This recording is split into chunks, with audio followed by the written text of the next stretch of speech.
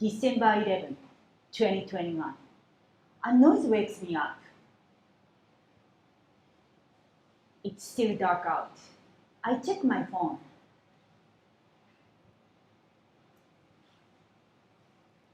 It's 5 o'clock in the morning. The noise continues. It's not coming from the roof, so it's not squirrels. Is it cats? There are stray cats in my neighborhood, but they are usually quiet. That's not it. Then I start hearing somebody mumbling. It's a human! Is it my landlord? No, he usually calls or texts when he comes over. Besides, it's 5 a.m. It must be an intruder. I live in a guest house, standing in my landlord's backyard, surrounded by a 6-foot wall. The other side of the wall is trees and bushes, and the 10 freeway is right behind.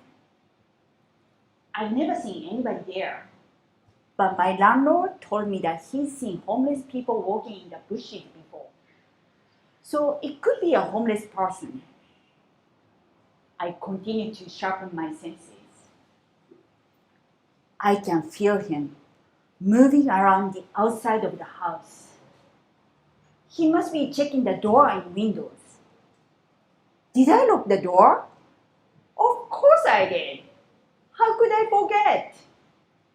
In Japan, an intruder broke into my apartment before. He was polite though.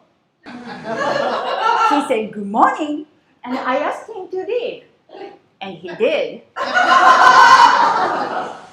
I don't think intruders in America are well-mannered like that.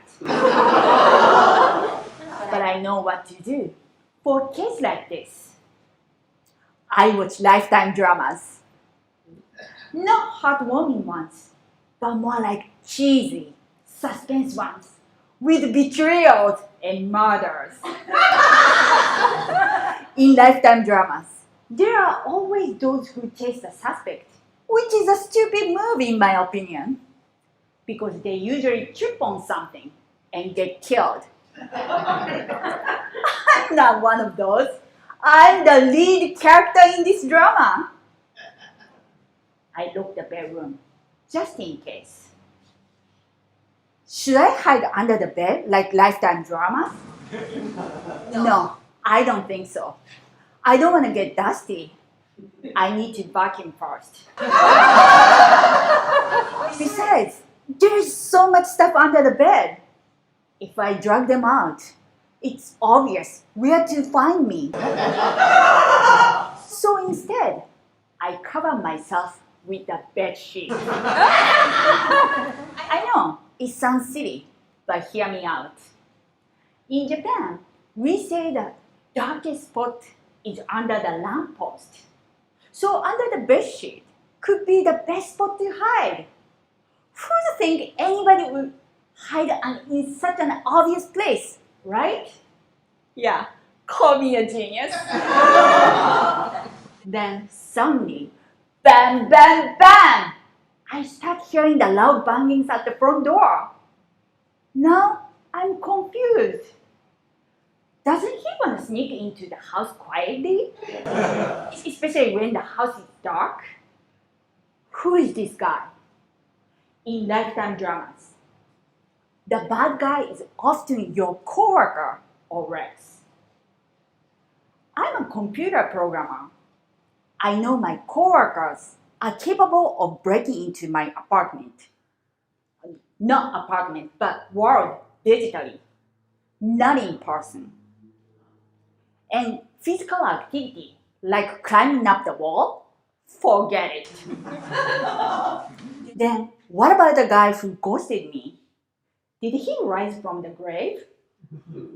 Does he think I'm stupid enough to open the door and welcome him after years? The banging continues. Now I can hear my heartbeat too. Should I call my landlord?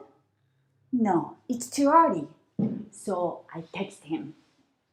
Sorry to bother you this early morning, but I wanted to let you know that somebody is in the backyard. Sen. And I wait. And I wait. My text is not marked as read. And I don't see 3 dots are coming in. He's not responding. He must be dead. In lifetime dramas, some people have to be killed, regardless of how nice they are. My poor landlord. He was such a nice guy. But he had to die to save me. So now what? Should I call 911? No. In lifetime dramas, when they call 911, it doesn't end well.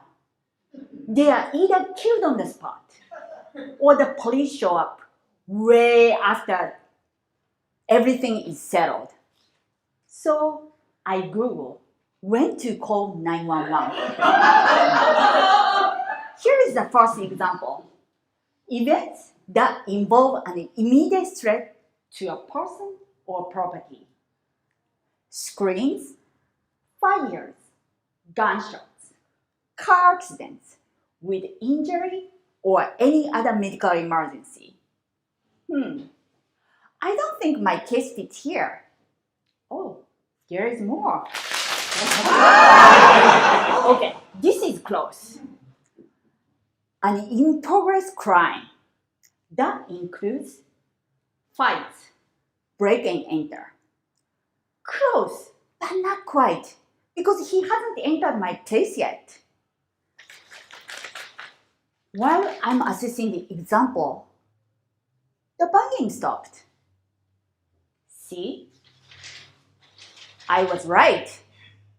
It wasn't an emergency after all. The noise has become subtle and then gone. This happens a lot in lifetime drama. When the lead character thinks that everything is back to normal. Surprise! The bad guy comes back.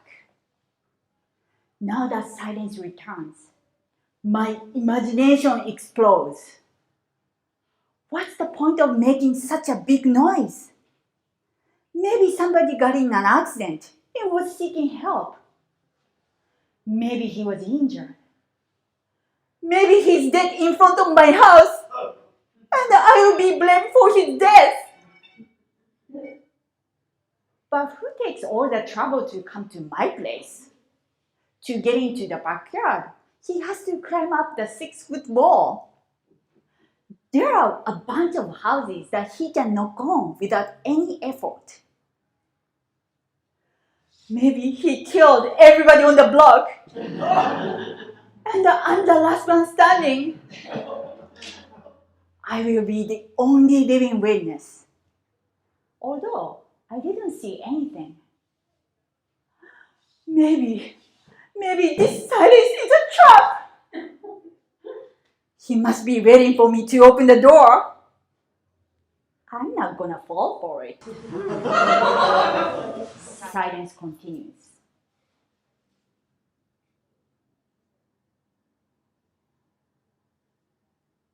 Hours later. Yes, I waited 4 hours. I finally unlocked the bedroom and peeked through the cracked door. I don't see anything unusual, so I go into the living room. Everything seems in order. I look out the window. No blood or dead bodies.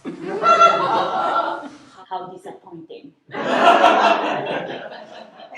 I see a squirrel stealing an orange. It's just another day. But I still feel nervous. How can I get rid of this anxiety? Oh, the hot shower will help. So I jump in the shower, soaking from head to toe. The hot water takes all the tension.